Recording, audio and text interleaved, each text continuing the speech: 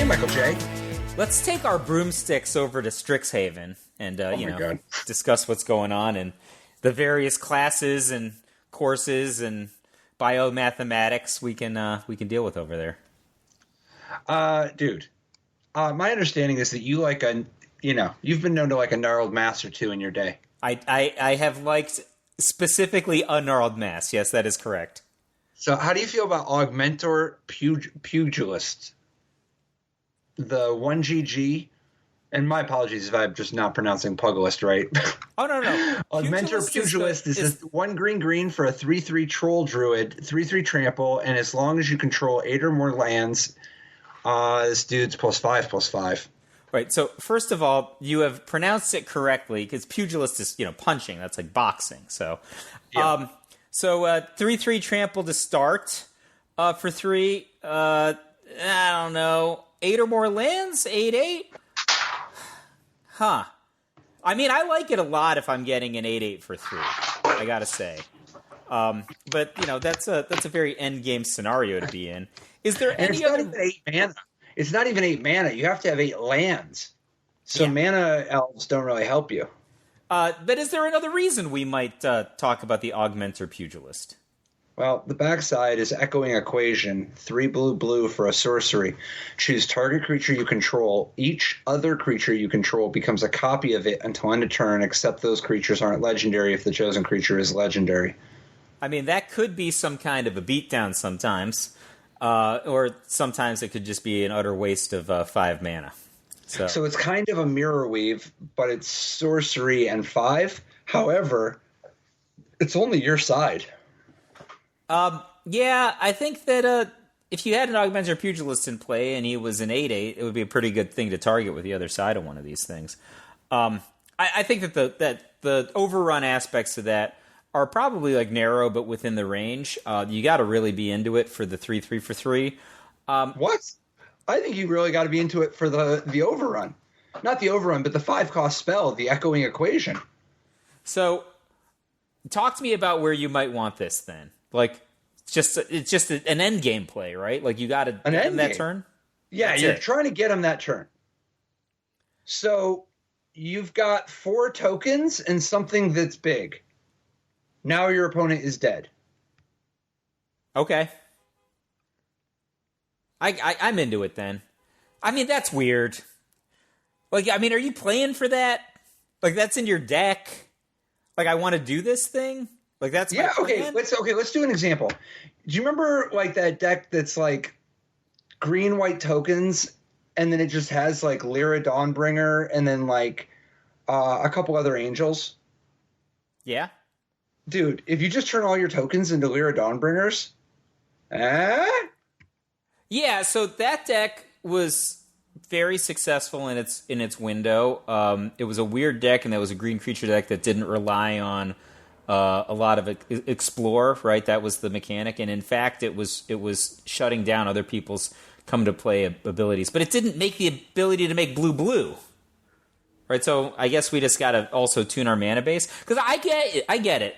Like a deck like that, which is like, here's some Duders and some, Baneslayer Angels or Elder Gargaroths are on our squad. You could just play Augmentor Pugilist in that deck and it would make sense. Be fine.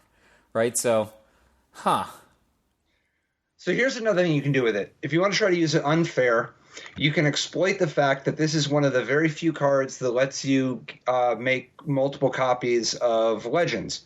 So, for instance, if you Echoing Equation Kiki-Jiki the Mirror Breaker, all your other creatures become copies of Kiki-Jiki that are not legendary. And Kiki-Jiki's ability only calls out non-legendary, but if you have copies of Kiki-Jiki that are not legendary, now Kiki-Jiki copies can copy Kiki-Jiki copies.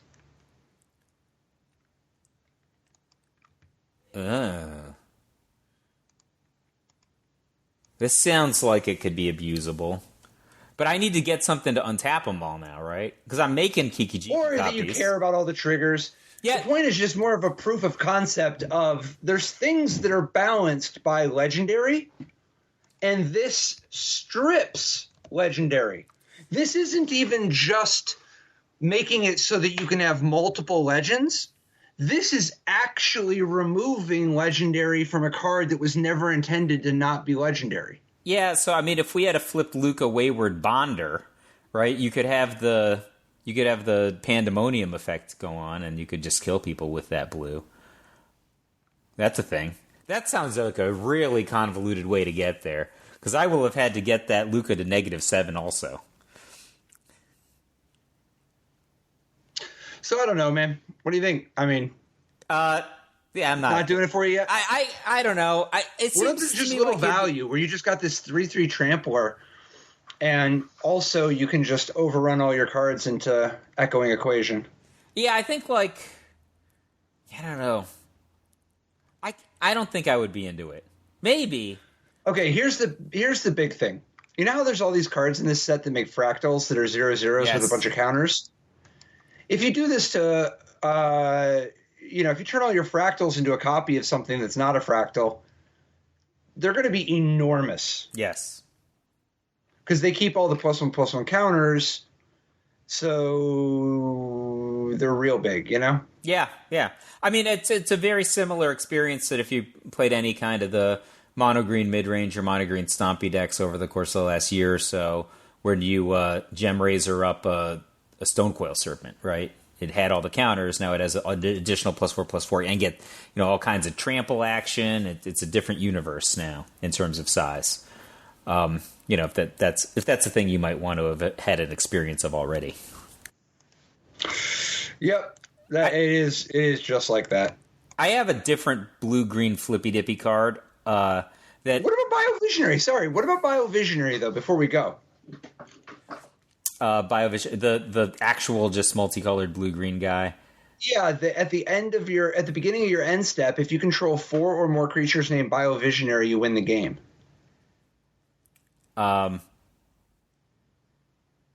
If you had one of those in play and then 3 other creatures, then you win the game.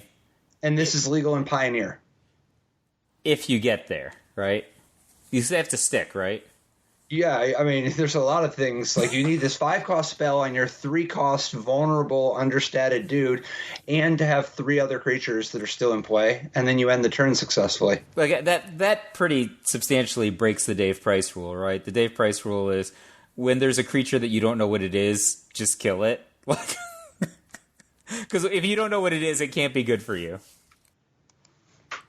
Well, so does that mean Dave Price, is literally, a victim of the Dave Price rule? The number of people who are like, who's Dave Price? Man. I know. Brutal. Dude, we're from another era. Brutality. He's a legend. He is. He is a legend. He's a legendary No, it turns creature. out was a real human at one point back in the day.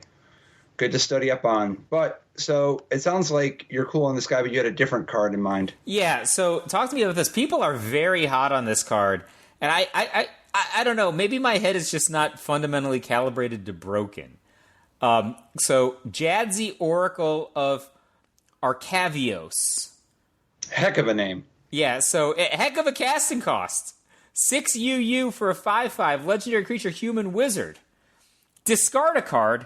Return Jadzi Oracle of Arcavios to its owner's hand. And it has, it's 5/5 for 8. It has this Magecraft ability. Whenever you cast or copy an instant or sorcery spell, reveal the top card of your library.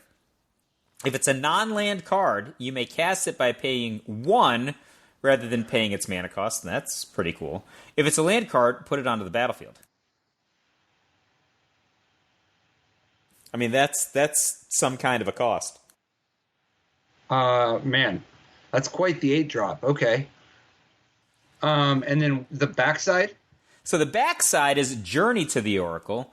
Jadzi is the Oracle, so I guess that's the journey to them, not just to a place. GG2 Sorcery, you may put any number of land cards from your hand onto the battlefield. And then if you control 8 or more lands, you may discard a card. If you do, return Journey to the Oracle to its owner's hand. Yeah, so Journey to the Oracle is 4 mana, play all your land. And then if you have 8 or more, you can discard a card to return Journey to your hand, ostensibly because you have aspirations of playing it as this 8-drop Jadzi.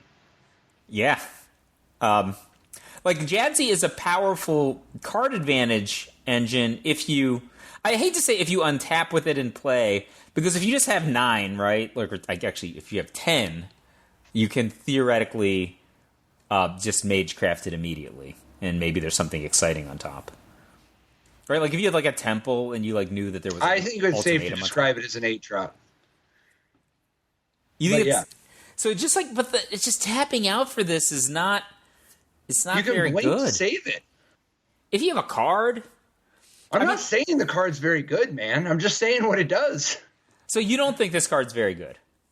I'm not saying it's very good or it's not very good. What do you think, man? I think it's expensive, and I think it's very expensive, and I don't particularly want to do the backside. Like, the backside is, like, so... Tell me more, tell me more, tell me more. Like, there are all kinds of forecasting cost migration paths that I can play right now that I just don't play. People don't play those. Right? Like, are you really going to net more than a migration path? Those are card advantage. This is card disadvantage. I'm just saying, as far as 8-drops go, I'd rather have 2 Jadzis than a lot of 8-drops, because if you draw 2 of these in your opening hand, it's kind of nice that one, plays into the other. I mean... As far as just, all right, my blue-green deck is going to now tap out for 8 mana. That's the thing that a lot of us have done. Among the available plays in Standard, would you rather just make this play rather than just playing an Ugin for 8? I don't know. It would depend on the context. I think Ugin's a much more versatile card. I can tell you, though, if you untap with this card, it's probably better than untapping with Ugin. Yeah. I mean, you could be rocking and rolling pretty good, but dude, this card is like Mind's Desire from now on. Like, it's just got some kind of set. I guess maybe if you foretold a time walk. No. You're trying to make it too fancy, man. If you literally just untap with this card, if you play a sorcery or instant, and then you reveal a sorcery or instant, you only have to pay 1 mana for that new sorcery or instant, and then you Magecraft again. Yeah. You just keep going. And if it's land, you get it on the battlefield untapped, so it didn't even cost you mana. What if we just cheated it out? I think this card's going to show up as a one-of in some, the kind of blue-green all-spells decks that are... such a treat.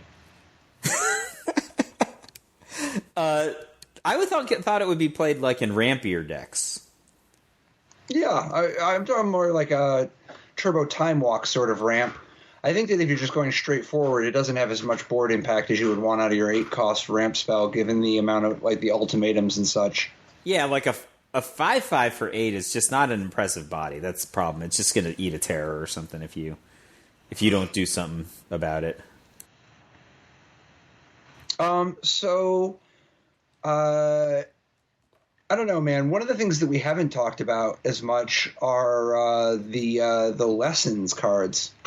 Yeah. What's your favorite lessons cards? Like, which one? What do you think is the strongest card that interacts with lessons? I mean, I put a lot of thought into this, and I feel like none of the lessons are very... I mean, obviously none of the lessons are very strong, right, themselves. And most of the lesson-making cards are, like a little underrated. Like, not massively underrated. But that the trade-off is you're always getting card advantage, at least the first time.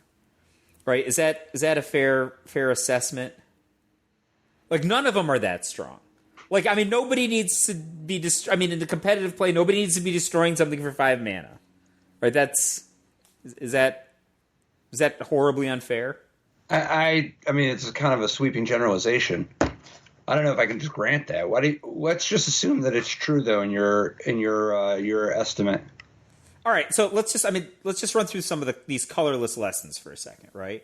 Right, like, so I talked about Introduction to Annihilation. Right, that's exile target non-land permanent. Its controller draws a card. It's 5 mana. That's not a very good rate, right? It's a sorcery. It's not a very good timing. What whether you can destroy a land or not at 5, I think, is a little punitive from a card design standpoint. And it has a drawback.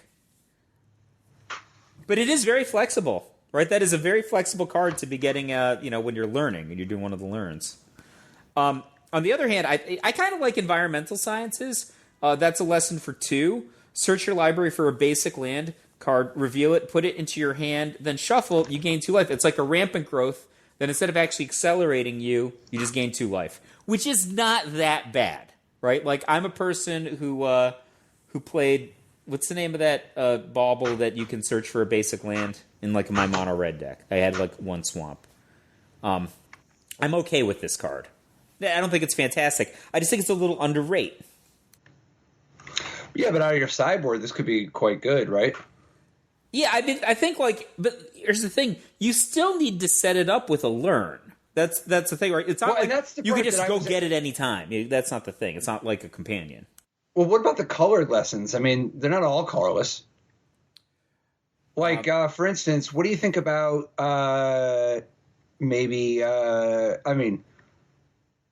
necrotic fumes? It's a little expensive, but I mean, if it's coming out of your sideboard. I think that, like, all right, so being a little expensive is worse, I think, because it's coming out of your sideboard, right? So Necrotic Fumes is 1 BB. As an additional cost to cast this spell, exile a creature you control, that's clunky, right? You have to have a creature, and then exile target creature or planeswalker, right? It's a sorcery speed card. Exile is better than destroy. This is like a Hero's Downfall that has a lot of stuff not going for it. But again, it's just like the 5 casting cost 1.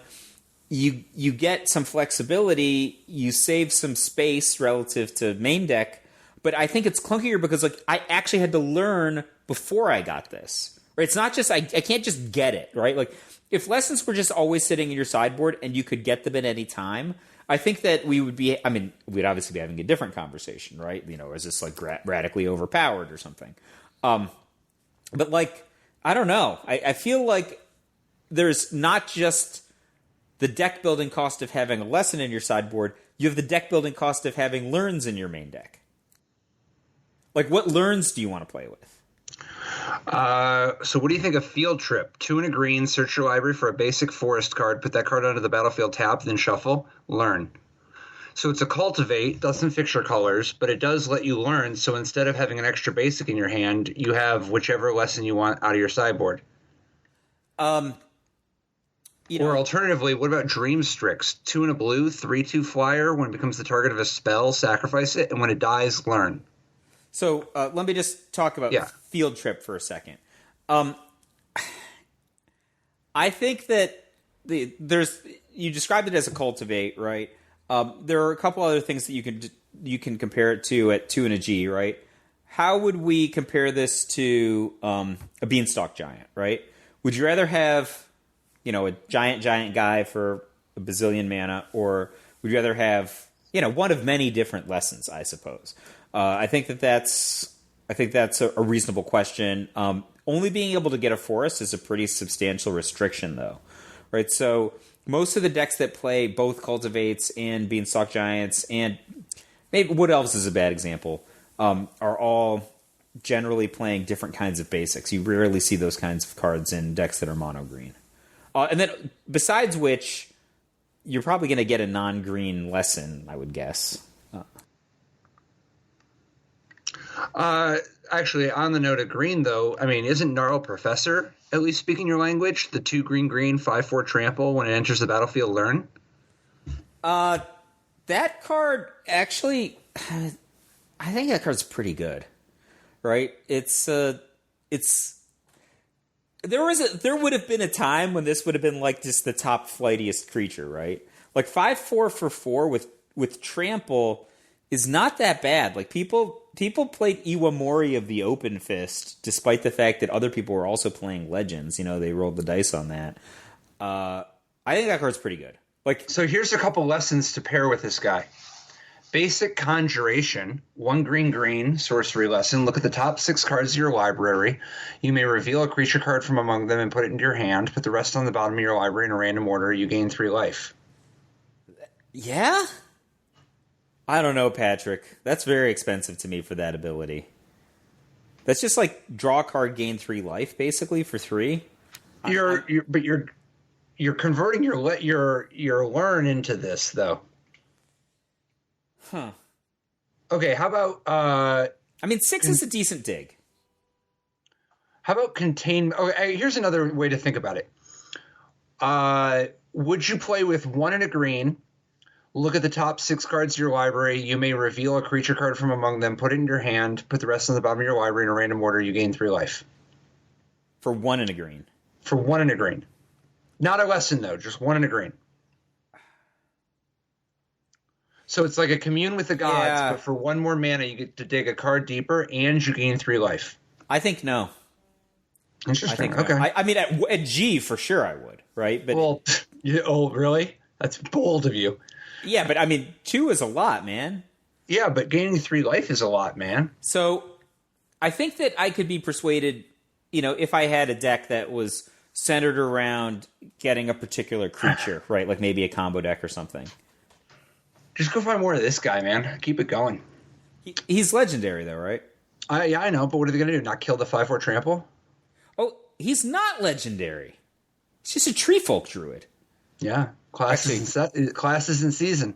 Well, maybe this changes my mind. Find me a lesson to like. Okay, I'm Team Gnarled Professor. Containment Breach, 2 and a green, sorcery, destroy target artifact or enchantment. If its mana value is 2 or less, you get one of those pests, the Tarpans. 1/1. When it dies, you gain a life. Ugh, dude. I hope I'm not playing this card. Why? Out of your sideboard? Yeah. So here's my thing. You play Cross and Grip?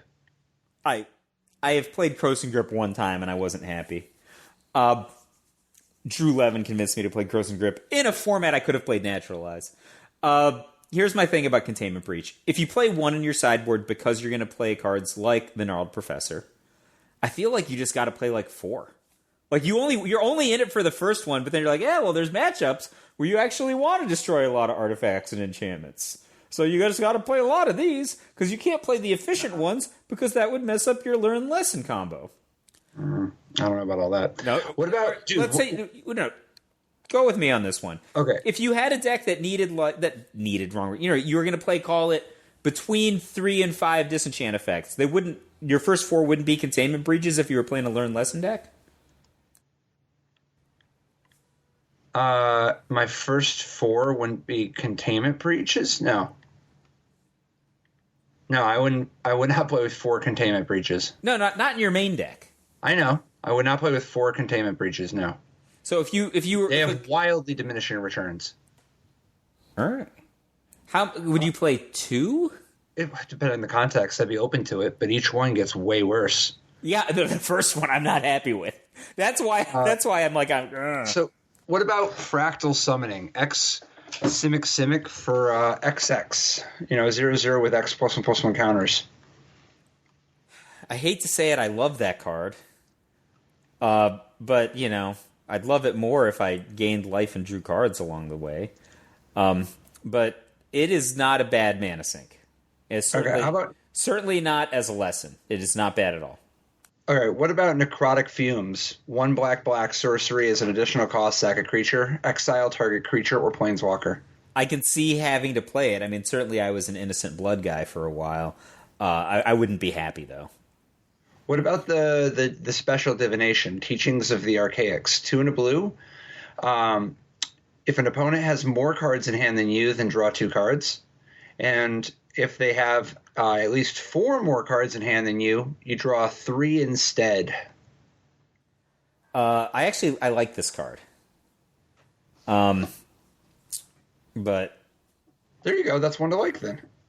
I don't love it. I like it. How do you feel about this card? It's going to come down to the learn cards. To me, I just don't have as high of a bar, I think, for the lessons, because I think to me it's pretty obvious that all the lessons are meant to be viewed as costing less than they are because of how much you're paying a premium for not paying a premium on the card that actually has the learn. And somewhere in the whole process, you're kind of just hand-waving the selection. And I don't think the selection is a joke. I think that there's real value to it. Like, for instance, Professor of Symbology is 1 and a white for a 2/2 when it enters the battlefield learn. You like Merfolk Branchwalker, right? Sure. Do you think learn is weaker than exploring? Yes. I think it's substantially weaker than exploring. Exploring gets land. It can? I mean, don't get me wrong. There have been many, many players, myself included, who have lost games because they kept, multiple explore cards, explore creatures, and then just never hit any lands with them. It's safe to say that Explorer is worth less than a card, though. Explorer is worth less than a card, yeah. But like when you're talking about a Jade Light Ranger, like that's not a card that's meant. I mean, GG1 draw 2 cards and a body. That's too good. Well, yeah, but I mean, I'm saying that Explorer is worth less than a draw card. I think it's worth a little bit less. Do you think it's worth a lot less? Maybe you just value +1/+1 counters more than me. But no, I don't want the +1/+1 counters. I want when you learn, you're getting a card, right? And not only do you get a card, you get selection. The thing you got to make up for, though, is that the cards are both taking up sideboard spot and they're all overcosted. And that's because you're getting the card for cheaper than you would get a card. It's not like we just give you 1 and a white 2/1 draw card, right? You would never get that.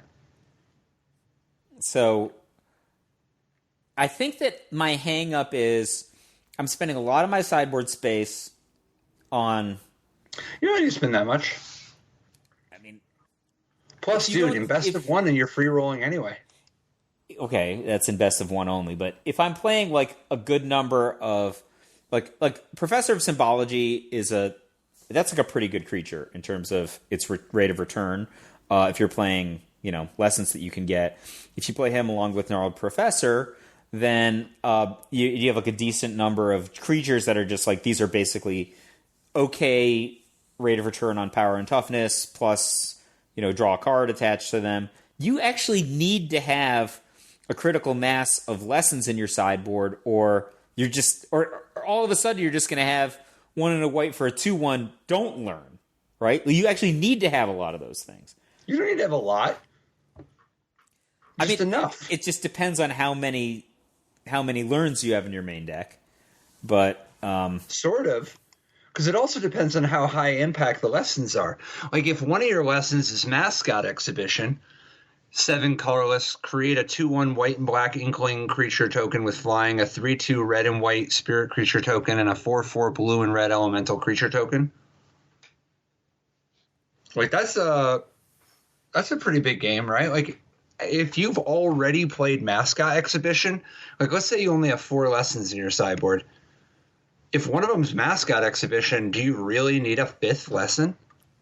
You're just saying, that's like when beatdown decks side in land after sideboarding because they can end the game before being mana flooded becomes an issue, right? Is that kind of the sort of the same thought? Yeah. At the very least, you can overcome mana flood by ending the game. That part of that element. I feel like lessons and learning is a trap personally for me, and that I'm just going to be damned to having a bunch of inefficient cards. I'll be like, but I got card advantage, but my cards are all too expensive, and I just get run over by an Embercleave. Like that's what I'm afraid of. Dude, what about Confront the Past? X in a black, you can return target Planeswalker card with mana value X or less from your graveyard to the battlefield, or remove X, twice X loyalty counters from target Planeswalker and opponent controls. I think this one's okay. It's very similarly costed to the intervention that people are playing. Is it Erebos' intervention? It's like similar. But all right, let's step aside from the lessons for a minute because it sounds like you're not trying to go to school. I'm not into the lessons and learning very much. I guess I had enough of that schooling by the time I was 23. Dude, here's one that I think people are not going to appreciate, but you will. Lash of Malice. Black instant, target creature gets +2/-2 until end of turn. Yeah, of course I love it. It's awesome. Like it's a giant growth when you needed a giant growth, and it's a terror when you needed a terror. It's like the same as that blue-green card that's just like a negate when you needed a negate and a terror when you needed a terror. Is this card better or worse than Disfigure? It is better than Disfigure. That's exciting then, right? I think it's better than Disfigure because decks that played Disfigure that were just like control decks typically were using Disfigure in a situation where it would be lethal, right? Like Disfigure the creature, it's dead. Doesn't matter what the creature's power is if it's dead, right? And that's the end. That's the end of my TED talk. It's am I wrong on this one? You use this to kill small creatures. It always kills them. In the mid game, if you got a creature with toughness 3 or greater, it's a little dangerous, and it's not that dangerous. So what about in terms of the hate bears that you love so much? Strict Proctor, 1 and a white, 1/3 flying spirit cleric. Whenever a permanent entering the battlefield causes a triggered ability to trigger, counter that ability unless its controller pays 2. All right, here are my assessments in this. First of all, I love 1/3s for 2, as you know, on defense. So it's got that. Flying's nice. You know, maybe there's some reason I want to get in for 1. Its anti-187 effect is, I think like substantially less consistent than other cards we've seen at this casting cost and power and toughness. Okay. Counterpoint. What about Croxa? What about Croxa? It's awesome. You play Croxa, and then it doesn't kill itself. Interesting counterpoint. But if you want, you can pay the 2 and do some damage to your opponent. Make him discard a card. Is it 2 different? Wait, so if there's multiple triggers... Yeah, so Croxa has 2 different enters the battlefield triggers. My recommendation is not to pay for the one that would kill Croxa. But if you have the mana, to pay for the one that... makes them discard a card, and if it's, if they didn't discard a non-land card, they lose 3 life. I like your interaction a lot. Counterpoint, I have Strix Proctor in my Croxa deck now. Yeah. It's fine. Mardu, man. That's a steep way to do it. Okay, how about Aria? What is it? That Aria of Flames. What is it like? Yeah, Aria of Flames. So they don't gain 10 life. Or what about? I don't know, man. What about using this in the same deck as like Tocatli Honor Guard and Hushbringer? So that you actually just have a whole deck of stuff that can like support like Hunted Horrors and Phyrexian Dreadnoughts and stuff. Well, that's kind of exciting. I got to tell you, the reality is this card is pretty good. It is just pretty good. It's good types. Less consistent than Tocatli Honor Guard, but the question is, does the extra flavor that you were describing with regards to Croxa and some other Spell Queller, man. Sometimes you want to just pay 2 so your Spell Queller's ability works. So that your spell... You mean... Since you're playing this in a spirit deck. Oh, man, that makes me sad that I would have to do that. I mean, like, the whole point of that deck is it's unbeatable. You're making it so eminently beatable by turning down your own... You're like, well... I didn't need my rattle chains to really do what it normally does this game. But, take 1. What about the Red Wrath? As an additional cost to cast this spell, exile an instant or sorcery card from your graveyard. So this is 2 red. You have to exile an instant or sorcery from your graveyard. And then Draconic Intervention deals X to each non-dragon creature, where X is the exiled card's mana value.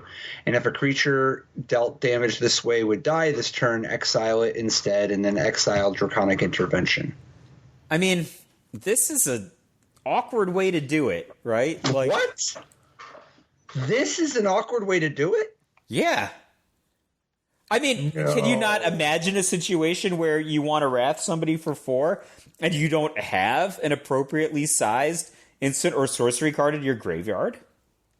Like, it happens. Yeah, that's true. That doesn't make it awkward. It does make it something to plan for. I mean, it's hard for me to so, like, what's the bar here? Storms, right? Okay.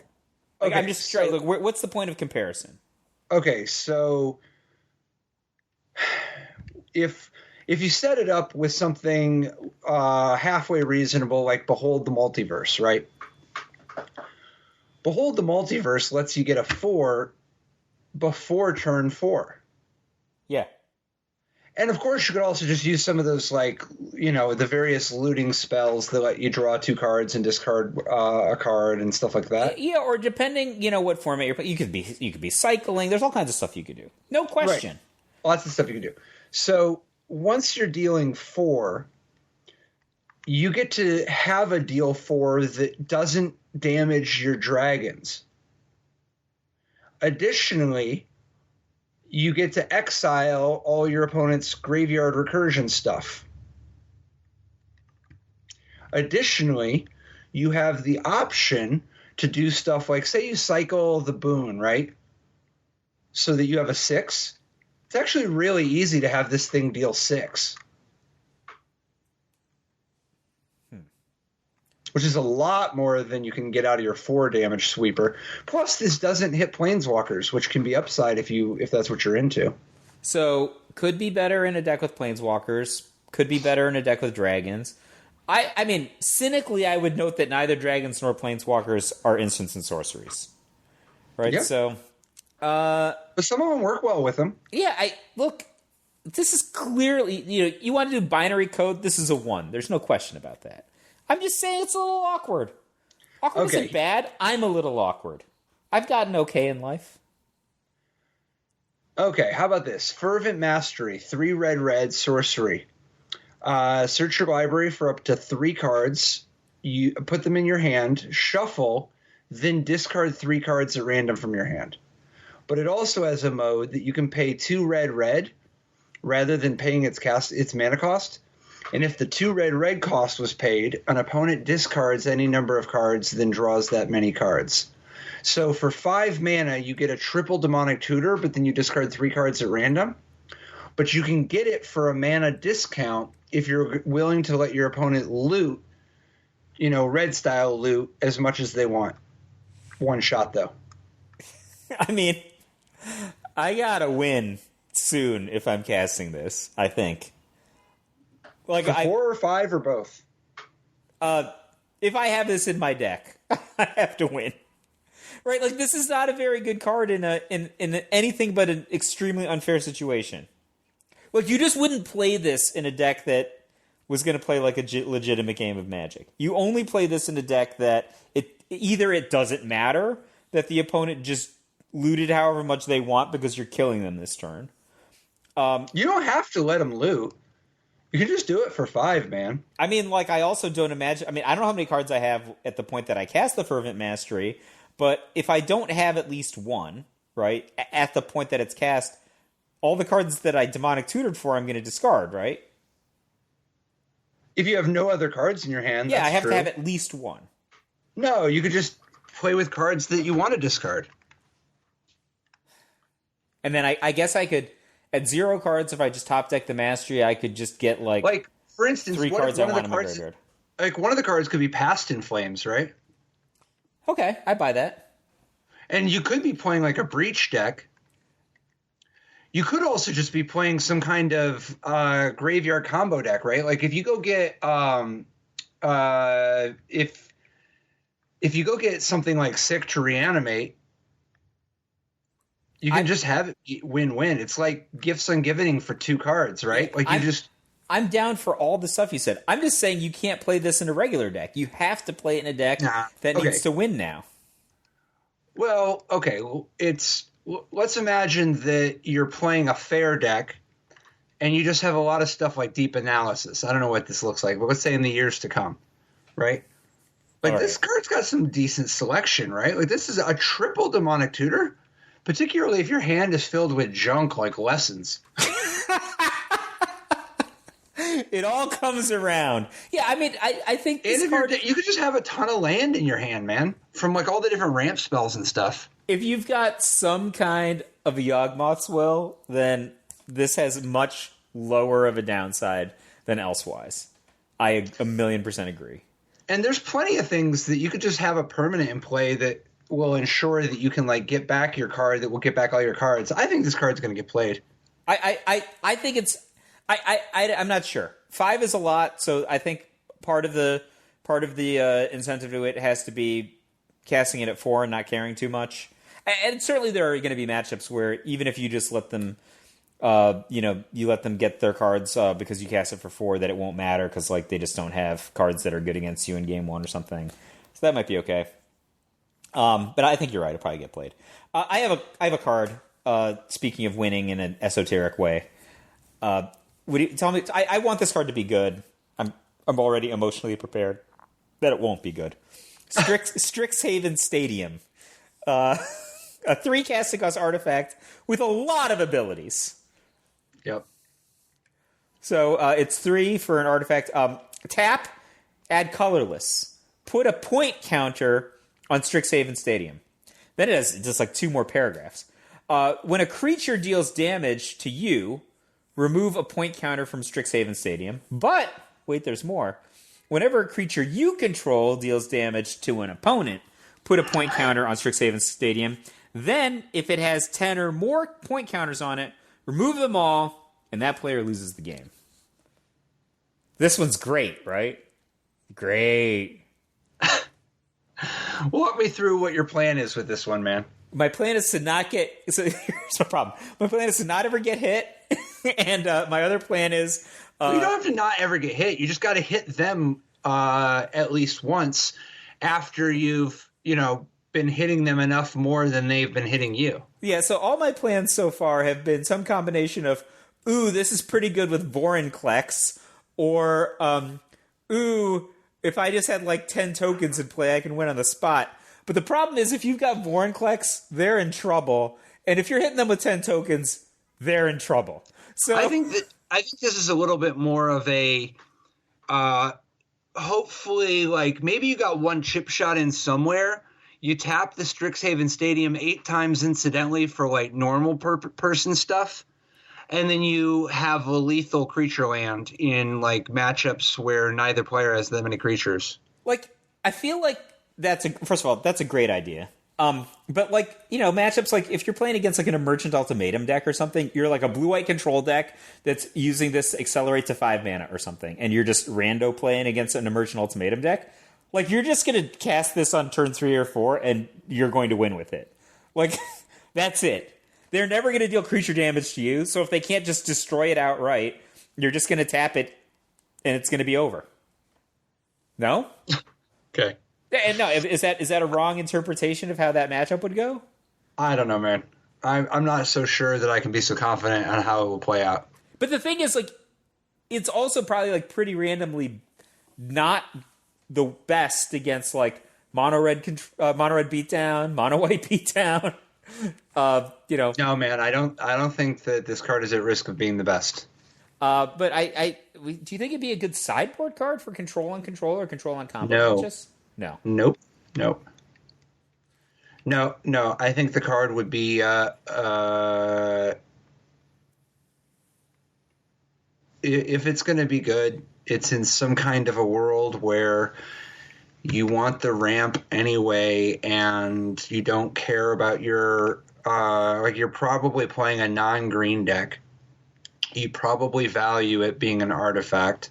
You probably have incidental small tokens like 1/1 flyers or 1/1 servos and stuff like that. And you probably don't have it in big numbers, and you probably have things worth ramping into, and you might even have some kind of a combo that untaps this thing. But you get a little bit of utility out of having this additional option.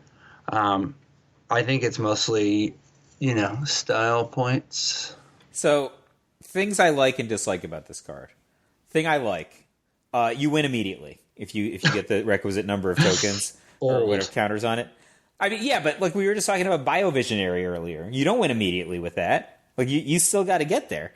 The thing I dislike about this, it's so bad in multiples, right? Like if you've got like 10 counters between 4 Strixhaven stadiums, you are no further along than if you only had 1 Strixhaven stadium. I don't like that at all. It makes me sad to think about, actually. Okay. No, I mean that's a way of looking at it. I also don't think this card's that good, so we're kind of on the same page. I said I wanted it to be good, but I was emotionally prepared for it not to be good. All right, Patrick.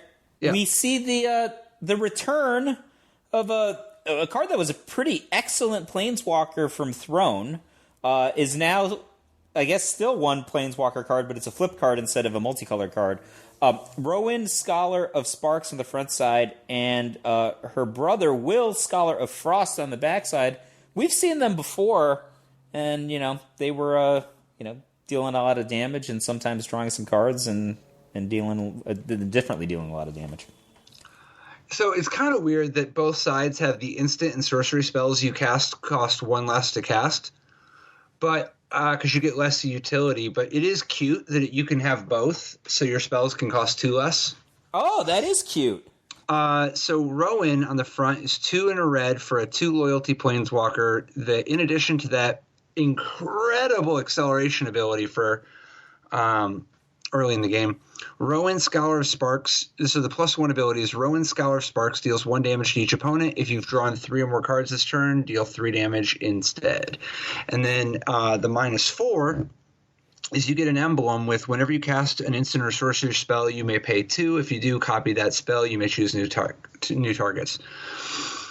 So as an accelerator, this is already a very exciting card. And you put your opponent under an incredible amount of pressure. Because this gets ultimate fast. Right. It's 2 ticks and then you're there. And that's assuming no funny business. And then on the back side, we've got Will, Scholar of Frost. So Will I Am is 4 and a blue for a 4 loyalty planeswalker. Also reduces the cost of your sorcery and instants. The +1 is up to 1 target creature has base power and toughness 0-2 until your next turn. Sure. Keep something under control. -3, draw 2 cards.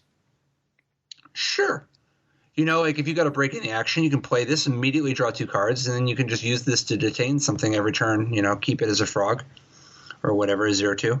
And then the -7, exile up to 5 target permanents. For each permanent exiled this way, its controller creates a 4/4 blue and red elemental creature token. So this has got a little bit of the Terastodon experience, but what you're doing is you can hit your own land to just like 20 your opponent. You can't do it in 1 turn. You have to wait. You do have to get 1 attack in. But you can just turn all your extra cards, and it could be tokens or whatever, but you can turn all your cards into giant monsters. But you can also turn some of your cards into giant monsters and just happen to take out a couple of your opponent's key permanents. All in all, though, I don't think this one's ultimate is that big a part of the experience, so much as it's you play it, draw 2 cards, and now you can keep something locked down while also your spells being cheaper. And then Rowan is just an excellent early game accelerator, right? Oh, yeah. I mean, for me, that card is all about Rowan more than Will. To me, Will is more of a kicker. Rowan is like what you build your deck to do, and Will is a thing you have as a additional, when the game stretches, I can do this. Yeah, like I think I don't want a Will. I want a Rowan. But if I'm just like resource flooded, I'll Will. Like it's so easy also to maybe not on the first turn that you've got Rowan, but whatever kind of cathartic reunion of the week that we have, you just also have Rowan doing the 3 damage instead of the 1 damage. It's just going to be there for you. she's so cheap. Only 2 ticks to get to Ultimate. Once she's on Ultimate, like, they are in trouble, I think. Yeah. So that's like better than Mirari. It is. Yeah, I don't know. It's so cheap. I don't even know how to say it. Yeah, it's really good. So I'm in for Rowan and Will. It's going to take a different kind of deck, but I think that the efficiency of Rowan is there.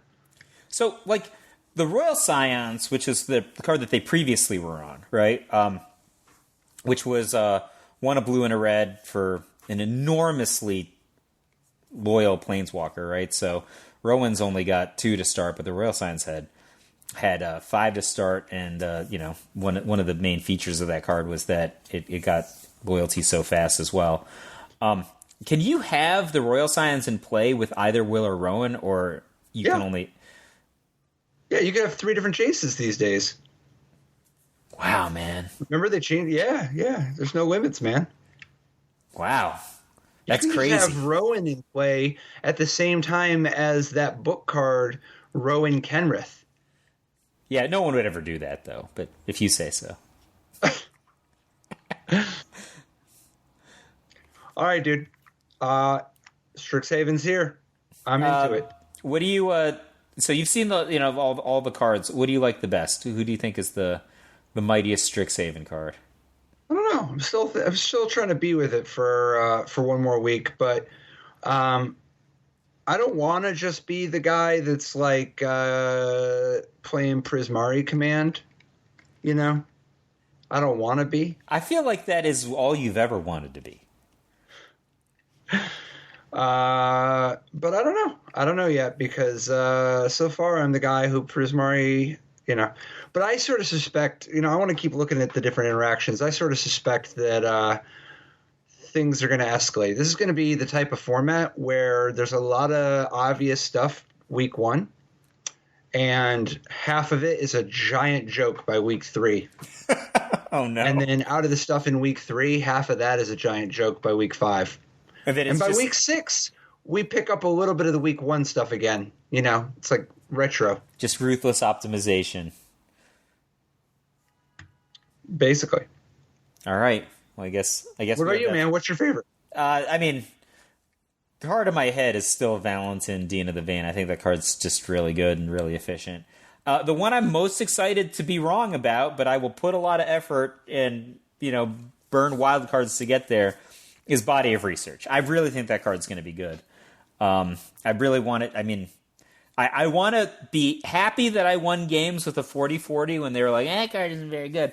And I'm going to be happy to fling it. I'm happy at both. You love to see it. Yeah, it's a 2-card combo that wins the game for 8 mana. It's only 1 more than Splinter's Twin combo. Dude, if you like that, why don't you like Torrent Sculptor? The 2-blue, 2/2 Merfolk Wizard with Ward 2. So it's got the Frost Titan action, And then when Torrent Sculptor enters the battlefield, exile an instant or sorcery card from your graveyard and put a number of +1/+1 counters on Torrent Sculptor equal to half that card's mana value rounded up. And then, of course, it has a backside, which is Flamethrower Sonata, which is a sorcery, 1 in a red, discard a card, then draw a card. When you discard an instant or sorcery card this way, Flamethrower Sonata deals damage equal to that card's mana value to target creature or planeswalker you don't control. I don't understand the question. I don't understand how me liking that one is just like, why do I not like this other card? Okay, so first of all, can we agree that Flamethrower Sonata, that side is already hot? Yeah, It's literally just... It's literally a 2-cost Hero's Downfall with selection.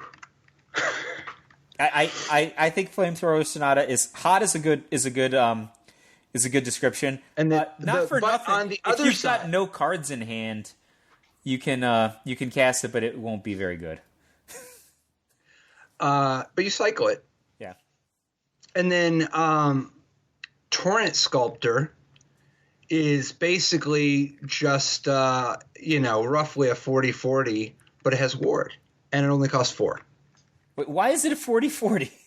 Well, you can just discard something that costs an incredibly large amount, right?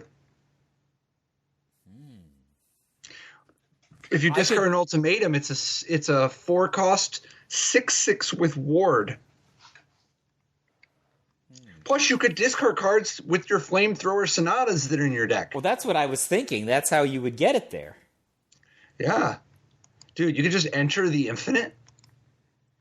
Patrick, none of these things wins the game. They just make a guy. Enter the Infinite doesn't win the game? You're talking about discarding Enter the Infinite to make a bigger Torrent Sculptor. Only sometimes? Sometimes they're in your deck! Right, and sometimes you just cast it. All right. I mean, all right, dude. All right. I'll see you next Goodbye. Week. Bye. In life didn't work so great. Tried to play Dredge, it's a jailer hate. Ghostly prison waiting for my untapped phase. Your core trapped in amber